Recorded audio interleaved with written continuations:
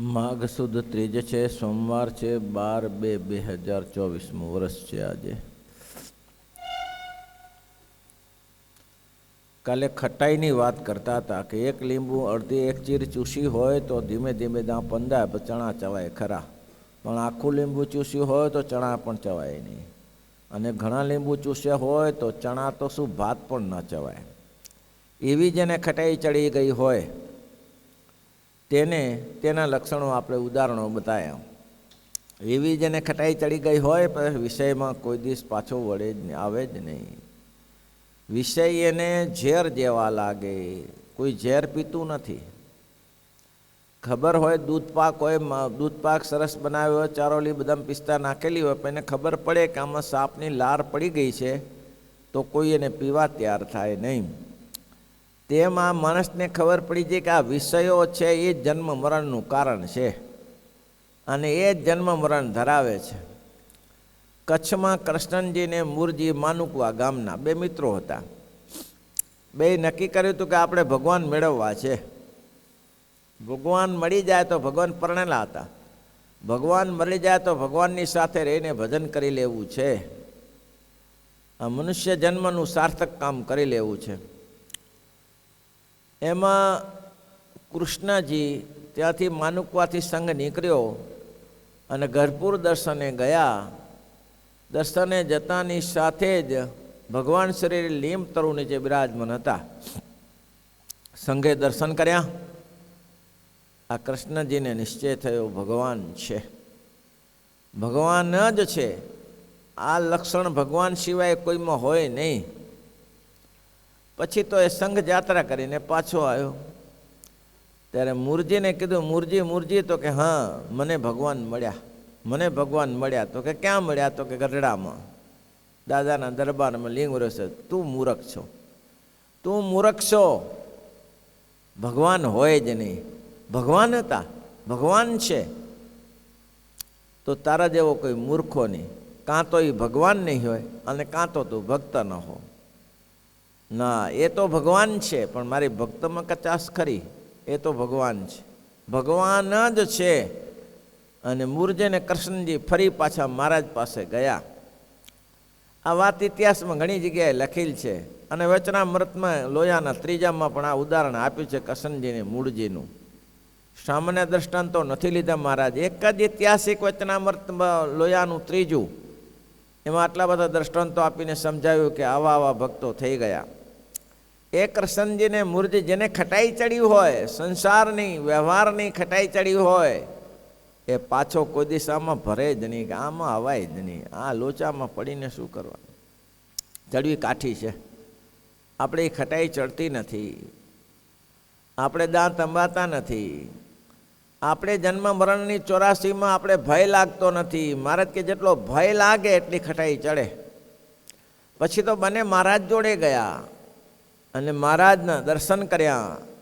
બંને મહારાજના પગ પકડીને કહ્યું, મહારાજ બસ હવે તમારી સેવામાં રાખો, બસ હવે અમારે અહીંથી ક્યાંય જવું નથી. બહુ ઉપાધિથી ઘર છોડી તો દીધું.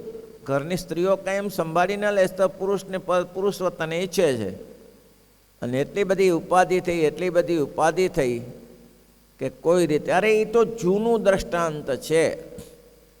અમારા કાકા ગુરુ ધર્મતનદાસ સ્વામી હતા, તે પોતે સાધુ થવા આવ્યા ભુજ મંદિરમાં. મોરલી મનોહરદાસ સ્વામી મળ્યા કે કેમ આવ્યો છે? સાધુ થવા. ઓહો, નજીક નજીકના ગામના, મરજાપુરના પેલા માધાપુરના. સાધુ થવા આવ્યો છે. ઘરે છોકરી છોકરો છે, એનું પોષણ તારો બાપ કરશે? એને કોણ પાલન કરશે? પેલી સ્ત્રી શું કરશે? ત્યારે જા ઘર ભેગો થઈ જા, એની વ્યવસ્થા કરીને આવ, એની વ્યવસ્થા કરીને આવ. આ ભાઈ ઘરે જ ન ગયા. આ ભાઈ આફ્રિકા ચાલ્યા ગયા. આફ્રિકામાં 2-3 વર્ષ સુધી કમાણી કરી, કાળી મજૂરી કરી, અને તે દિવસે રૂપિયાની કિંમત હતી 40-50 હજાર રૂપિયો લાયા. 2-3 વર્ષમાં મજૂરી કરીને, કાળી મજૂરી કરીને. ઘરે પણ ના ગયા, મંદિરવાળી આવ્યા. અને ત્યાં એના ઘરેથી બોલાવ્યા અને કહ્યું કે જો હવે હું છે ને ઘરે નહીં આવું, બિસ્તરો પોટલા ત્યાં જ નાખ્યા. તમને આ રૂપિયા 20,000 આપું છું, એ 20,000માંથી તમારો વ્યવહાર ચલાવજો. અને તે દિવસે 20,000 રૂપિયા એટલે ઓહો ઢગલો થઈ જતા, 20 લાખથી પણ ઉપર 20 કરોડ જેવા થતા હતા. આ હાંચવજો. ઘરવાળી કે સારું, તમારી ઈચ્છા. ઘરમાં તો કચ્છી પટેલોને બહુ એટલું લાંબુ ન હોય, એટલે સાદું થવા જતા હોય તો કોઈ રોકટોક ઓછી કરે કે આવું તો ભગવાનના ઘરે જનારા ક્યાંથી મળે. આવું તો કોનું ભાગ્ય હોય કે ઘર છોડીને, સંસાર છોડીને. અને ઘણા એવા કચ્છમાં કપલ હતા કે સાધુ થયા પછી બેન પણ સાંખ જોગી થઈ જાય છે. ઘણા એવા કપલ છે, ભગવાન ભજે છે. સારું, બસ મંદિર માળીમાં સેવા કરવા લાગ્યા. ઘણા વર્ષે, 2-3 વર્ષે જોયા એટલે મોલી મન સ્વામી પૂછ્યું કે પાછો આવ્યો તો કે હા. વ્યવસ્થા કરી આવ્યો તો કે હા વ્યવસ્થા કરી આવ્યો. કઈ રીતની તો કે આ બધી વ્યવસ્થા કરી છે. સારું, થઈ ગયું ને, બધું પતી ગયું ને. 2 હરિભક્તોને બોલાવીને પૂછી લીધું તો કે આ વ્યવસ્થા થઈ ગઈ છે. સ્વામી કે હવે હું કરા પડ્યો રહેશે, ચાલ મંદિરમાં કે. અને તરત એને દીક્ષા આપી દીધી. વર્ષો પછી પણ આવા ત્યાગ વૈરાગની મૂર્તિઓ નીકળે છે. રૂપિયા 20,000 મંદિરમાં આપ્યા અને કહ્યું કે આ મારે ગાંઠનું ખાઈશ, બીજાનું નહીં ખાવું, સાદું ભલે રહીશ, હું કમાણો છું ને. તો એનાથી પોતાનું આજીવન ચલાવ્યું. એવા ત્યાગ વૈરાગ્યની મૂર્તિ હતા. 7 રોટલી દિવસમાં જમવાની, એ જમવાની, બસ બીજું કંઈ ખાવાનું નહીં. આ જે કેનું ભોજન જે ગણો તે ન પચે તો ખાખરા બનાવીને 7 ખાય, પણ 7 જ ખાવાના, નિયમ એવું. આજીવન ચલાવ્યું ભગવાનની કૃપાથી. અને જોત જોતામાં હાલ્યા પણ ગયા. તો કહેવાનું એટલું કે એને ખટાશ પૂરી ચડી ગઈ. એને જે સંસારની ખટાઈ હતી એનો અસર થઈ ગયો, એટલે એ લોકો આ સ્થિતિએ પામી ગયા. અને આપણે આ ખટાઈ ચડતી નથી એટલે આપણે કૂટાયા કરીએ છીએ. કૃષ્ણજીને મૂળજી એકના બીજા ન થયા. મહારાજ કે સાધુ થવું હોય તો ઘરે રજા ચિઠ્ઠી જોઈએ, તે સિવાય અમારે સાધુ કરાય નહીં. અને અમે સાધુ કરીએ અને તમે પરણેલા છો, તમારા અહીંયા સ્ત્રીઓ, તમારી સ્ત્રીઓ અહીંયા આવીને કંકાસ કરે એ અમને પોસાય નહીં. માટે ઘરે જઈ અને રજા ચિઠ્ઠી લાવો. આપતું હશે કોઈ રજા ચિઠ્ઠી? રજા ચિઠ્ઠી એમ કોઈ આપે નહીં. તે દિવસે સત્સંગ નહીં. સ્વામિનારાયણમાં સ્વામિનારાયણ સંપ્રદાયનો સત્સંગ તે દિવસે નહોતો. પછી સત્સંગ થયો કચ્છના પટેલિયાઓમાં. રજા ના આપે, ચિઠ્ઠી ના આપી, ચિઠ્ઠી વગર આવ્યા અને મહારાજ પાસે રહ્યા ચિઠ્ઠી વગર. મહારાજ કે અમે રાખશું નહીં તમને, તમે આવ્યા છો ઘરે જાઓ. પણ બન્યું એવું કે અઠવાડિયામાં તેની પત્ની હોય ત્યાં આવી ગઈ પાછી. મહારાજ અમારા પતિને પાછા આપો. મારે કહે લ્યો જાઓ જાઓ જાઓ, તમને આ લેવા માટે આવ્યા છે. તો મહારાજ કહે છે આવું કોઈ ના કરી શકે એવું કર્યું. હા, દાદા ભીષ્મે પ્રતિજ્ઞા ભીષ્મ કરી, આને તો ભીષ્મ કર્યું. લિંગો કાપીને સ્ત્રીઓને આપી દીધી કે લઈ જાઓ, તમને સુખ છે. પછી સ્ત્રીઓ ક્યાંથી રહી શકે? અને પછી શ્રીજી મહારાજે પાછું એની સાથે કહ્યું કે તમે તો ખંડિત મૂર્તિઓ છો, અમે તમને રાખીશું નહીં. મહારાજ કે હવે તો ઉપાધિ થઈ, હવે તો પછી ત્યાં ઘરના ન રહ્યા અને ઘાટના ન રહ્યા, અમે તમને રાખીશું નહીં. પણ નજીકના ગામમાં રોકાયા. ભગવાનના આવતા જાવતા દર્શન થાય. અને એક ભાઈને કહ્યું કે અમે તમને મજૂરી રાખશો? તો કે મજૂરી રાખીએ, મજૂરી રાખીએ. પણ તમને આવડે છે શું? બધું જ આવડે. ગમે તેવા ઘોડા હોય તેને વશ કરી લઈએ, ગમે તેવા બળદિયાને ચાલ શીખવાડી દઈએ. સારું, રોકાવ. પગાર કંઈ નહીં, ખાવાનું આપજો, એ અમારો પગાર. હેવા સેવા કરે, કામ એવું કરે. પહેલાંને થયું કે આ માણસ કોઈ સામાન્ય નથી, સામાન્ય નથી, મજૂરી કરવા કરે એવા નથી, કોઈ ખાનદાન માણસ છે. એટલે પછી ઇતિહાસ પૂછ્યો કે તમારે આમ કેમ છે? તો કે આવી રીતની પોઝિશન છે. પછી પહેલાં એ મહારાજને કહ્યું, મહારાજ તમે શું આને તમે આ રીતે હેરાન કરો છો? સ્વામિનારાયણ ભગવાન તો સાંભળ્યું છે કૃપાળુ કહેવાય છે, દયાળુ કહેવાય છે. આ બે ભક્તો બિચારા હેરાન થાય છે, એને રાખી લો. મહારાજ કે બોલાવો. શ્રીજી મહારાજે એને પાછા બોલાયા અને સ્વામિનારાયણ ભગવાને જાહેરમાં કીધું આ ખંડિત મૂર્તિઓ છે, આને પૂજા ના કરાય, આને અહીંયા રખાઈને કાઢી મૂકો અને બહાર કાઢી મૂકો, બહાર કાઢી નાખો, અહીં રહેવા જ નહીં દેવાના. અને પાર્ષદોએ એને કાઢી મૂક્યા અને ત્યાં ઘેલા નદીના કિનારે જઈને ભજન કરવા લાગ્યા. સ્વામિનારાયણ, સ્વામિનારાયણ, સ્વામિનારાયણ. ઇતિહાસ લખાયેલ છે. મહારાજે જે 17 ઉદાહરણો આપ્યો છે એમાં કૃષ્ણને મુરજી જેને ખટાઈ ચડી હોય તે મહારાજ કે એક લીંબુ નહીં અનંત લીંબુ ચૂસ્યા જેવી ખટાઈ ચડી હોય એ આમાં કોઈ દિવસ પાછો પડે જ નહીં, આમાં આવે જ નહીં, એનાથી દૂર જ રહે, કાંઈ લાભ જ નથી એને. અને પછી શ્રીજી મહારાજે કહ્યું, મહારાજે પોઢ્યા હતા, મહારાજ કે પેલા ગેલા નદીના આ અવાજ ક્યાંથી આવે છે? હવે ગેલા નદીનો ત્યાંથી અવાજ આવે. અવાજ ક્યાંથી આવે છે? તો કે કૃષ્ણજી મૂર્તિ કાઢો બારે નહીં અહીંયાથી. અને કાઢીને છે ને માંડવધાર મૂક્યા. મહારાજ કે હજી અવાજ સંભળાય છે એનો માંડવધારથી. માંડવધાર 2-3 કિલોમીટર દૂર છે, ત્યાંથી અવાજ સંભળાય છે. મહારાજ કે અમારા ભક્તનો અવાજ અમે ગમે લાખો ગાઉ ઉપરથી સાંભળીએ છીએ. મહારાજ કે એને ત્યાંથી કાઢી મૂકો, ત્યાં ના રહેવા દેવાય એને, આ તો વિમુખ છે. એ પાર્ષદો ગયા ધોકા લઈને કાઢી મૂકવા માટે. ત્યારે કૃષ્ણજીને મુરજીએ એ જ કહ્યું કે મહારાજની આજ્ઞા હોય તો જ્યાં કહેશો તો જશું, બાકી તમારું દાપણ કરવા માટે આવશો ને તો કચ્છી પટેલિયા છીએ. તમારા 50 વચ્ચે અમે એક કાફી છીએ. 50ને જેમ ખેડૂત ઢેફા ભાંગી નાખે તેમ ભાંગી નાખી દીધું. તો ભાગ્યા મારા બેટા, આ તો કચ્છી મારા બેટા માથા ભારે. ભાગ્યા ત્યાંથી ગયા અને મહારાજને કીધું. મહારાજને આવું કીધું કે મહારાજ કે હો કચ્છીનો વિશ્વાસ ના કરાય, એ કાંઈ પાછા પડે તો ભૂકા કરી નાખે. તો મહારાજ કરવું શું? મહારાજ બોલાવો અહીંયા. શ્રીજી મહારાજે એને બોલાવ્યા અને મહારાજે આવીને ભેટ્યા અને મહારાજે શાબાશી આપી. અને શ્રીજી મહારાજે કહ્યું કે ત્યાગ વૈરાગ્ય હોય તો કૃષ્ણજીને મુરજી જેવો હોય. કૃષ્ણાનંદને વિજ્ઞાનંદ સાધુ કરીને નામ રાખ્યા. એટલે મહારાજ કે જેને સંસારમાં જેને આવી ખટાઈ ચડી હોય એ તો કોઈ દિવસ પાછો ન પડે. કોઈ દિવસ પાછો ન પડે. એવા મોટા પુરુષનો ત્યાગ ટકી રહે. બ્રહ્માનંદ સ્વામીએ સરસ પૂછ્યું, મહારાજ આ બધું જાણીએ છીએ, ખટાઈને મીઠાઈની બધી વાતોને ખબર છે, શું કહે છે? જુઓ, બ્રહ્માનંદ સ્વામીનો પ્રશ્ન છે.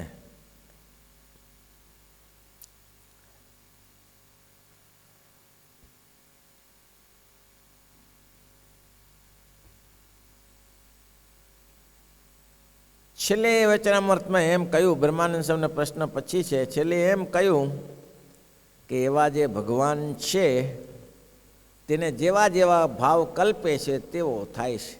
ભગવાનમાં કોઈ દોષ નથી, પણ એ ભક્તના દોષ છે. જેવા જેવા ભગવાનને કલ્પે છે એવા દોષ થાય છે, દોષિત થાય છે. ઇન્દ્રિયો જતી નથી કહી દીધું.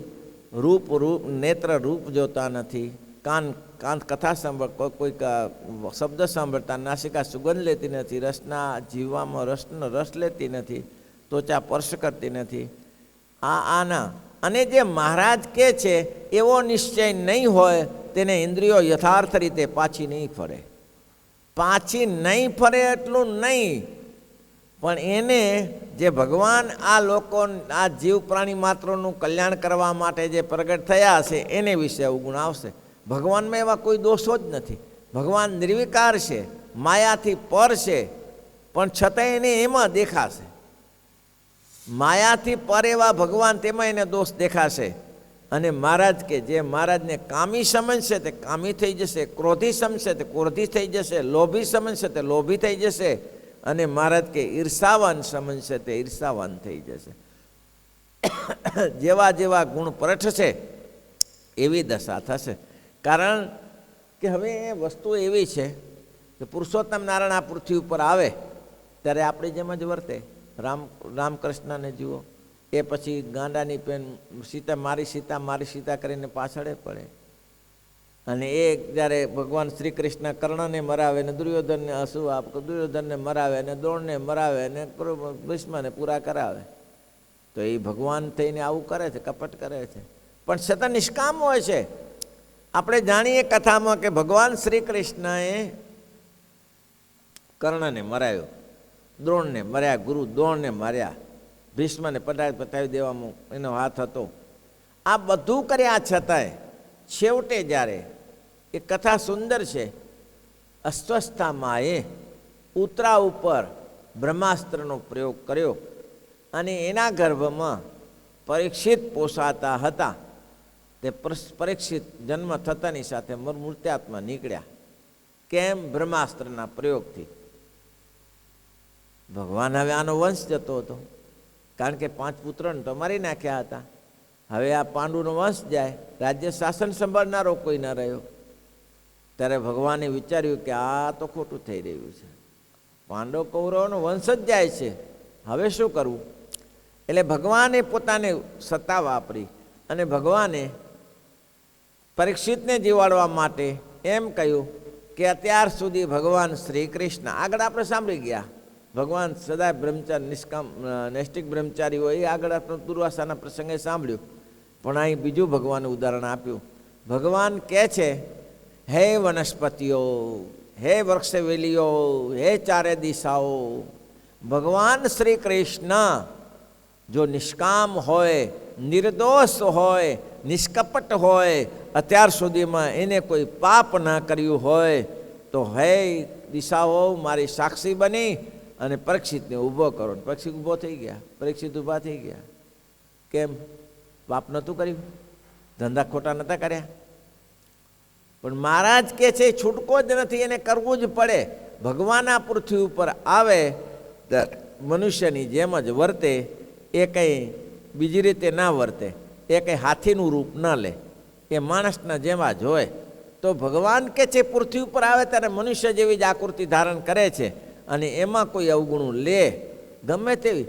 પણ મુક્તાનંદ સ્વામી જેવા સંત હોય, મુક્તાનંદ સ્વામીને બધાને દિવ્ય ચરિત્રની ઈચ્છા હોય, મહારાજને કોઈ દિવ્ય ચરિત્ર જોઈએ, મહારાજનો કોઈ ચમત્કાર જોઈએ. પણ મુક્તાનંદ સ્વામી એવા હતા કે એને દિવ્ય ચમત્કાર નહોતો જોતો, એને માયિક ચમત્કાર જોતો હતો કે મહારાજ કેવા માયિક ચરિત્રો કરે છે, એને એમાં રસ હતો, માયિક ચરિત્રમાં રસ હતો. કેમ? એને પરિપક્વ નિશ્ચય થઈ ગયો હતો. કેવો નિશ્ચય થઈ ગયો હતો? રામાનંદ સ્વામીએ કહ્યું કે મુક્તાનંદ સાંભળી લે, ધણીનો કોઈ ધણી નથી, ધણીનો કોઈ ધણી નથી. રાજાના ઉપર નિયમ લાગતા નથી, નિયમ પ્રજા ઉપર લાગે છે. એટલે ભગવાન તો પુરુષોત્તમ નારાયણ છે, એનો કોઈ ધણી નથી, સર્વ કરતા છે, સર્વ નિયંતા છે અને સર્વના આધાર છે. આ નિશ્ચય થઈ ગયેલો મુક્તાનંદ સ્વામીને રામાનંદ સ્વામીના વચનથી. પછી એને કોઈ દિવસ એને શંકા થઈ જ નહીં. મહારાજ જે જે માયિક ચરિત્ર કરે એ માયિક ચરિત્ર લખે ને એને આનંદ આનંદ રહ્યા કરે. ઓહો, મારા પ્રભુએ આજે આ ચરિત્ર કર્યું. પણ એને ક્યારે સનેપાત થતો નહોતો કે ભગવાન થઈને આમ કરતા હશે. ગલા નિર્વિકલ્પાનંદ, નિર્વિકારાનંદ બધા નીકળી ગયા, કેમ? આમાં ને આમાં. પણ આને કંઈ ન થયું. એક નિર્વીર્યાનંદ હતા, નિર્વિકારાનંદ હતા.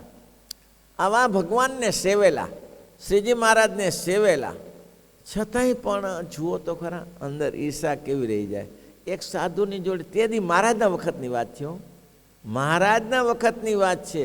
એક સાધુને હેરાન કર્યા કરે, હેરાન કર્યા કરે, હેરાન લેવા દેવા વગર હેરાન કર્યા કરે, લેવા દેવા વગર હેરાન કર્યા કરે. એના જ મંડળમાં પાછા, એના જ મંડળમાં ગુણાતીતાનંદ સ્વામી વાત લખે છે. સ્વામી કે પછી મેં કહ્યું કે આનું પરિણામ શું આવશે, તને ખબર છે? આનું પરિણામ શું આવશે? નામ નિર્વિકારાનંદ હશે, ખબર નહીં, એક જણ નામ યાદ નથી બરાબર, જે હોય તે. આનું પરિણામ શું આવશે? તો કે હું મેં ગુનો કર્યો છે. એને કેટલાકને આ પોતાના અપરાધો દેખાતા જ ન હોય, પોતે જે કરે છે ને અપરાધો જ ન દે. માસ તકલીફ ત્યાં છે. હું જે કરું છું, એક સાધુને એમ પૂછ્યું કે તમે બધી જગ્યાએ પાછા પડો છો તો તમને કાંઈ લાગતું નથી કે તમારો કોઈ દોષ હોય એમ? તો કે ના ના, હું તો નિષ્કામ છું, હું નિર્દોષ છું, મારે કોઈ, હું તો કંઈક આમાં પડવા જ માગતો નથી. એટલે મેં કીધું બધી જગ્યાએ કેમ પાછો પડે છે? ત્યારે જ પડવા માગતો, પણ એને પોતાના દોષ દેખાય નહીં.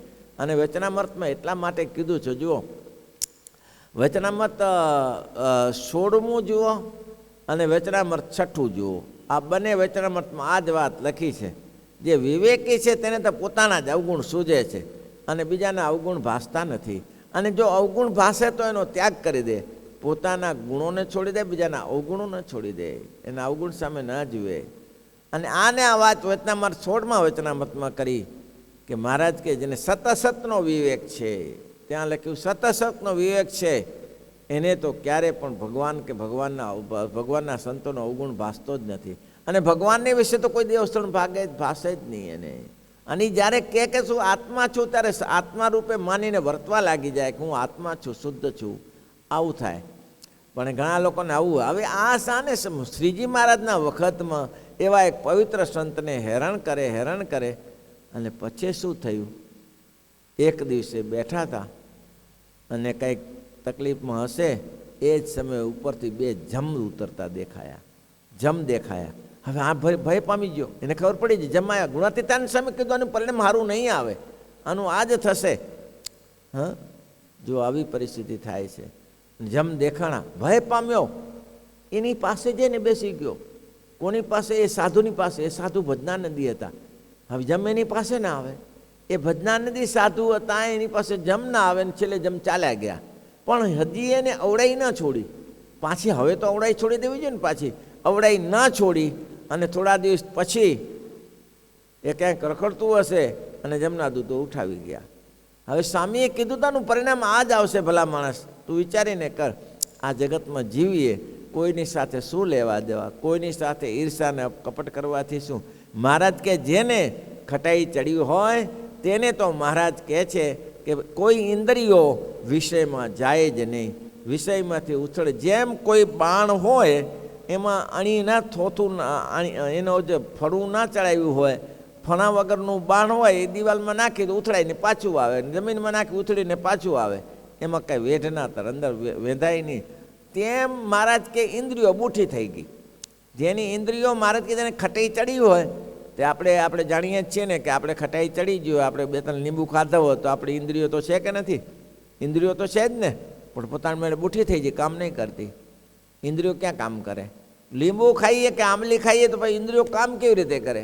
પોતાને મળે. અરે ઇન્દ્રિયો તો છે જ બધી. મોઢામાં રસના નથી તો કે છે જ, દાંત નથી તો કે છે જ, એ કામ ના કરે. કેમ કામ ના કરે? તો કે ઇન્દ્રિયો કુંઠિત થઈ ગઈ. કેના કારણે? ખટાઈને કારણે. તેમ જેને ભગવાન રૂપી ખટાઈ ચડ્યું હોય તેને મહારાજ કે ઇન્દ્રિયો કુંઠિત થઈ જાય છે, ઇન્દ્રિયો એકે કામ કરતી નથી.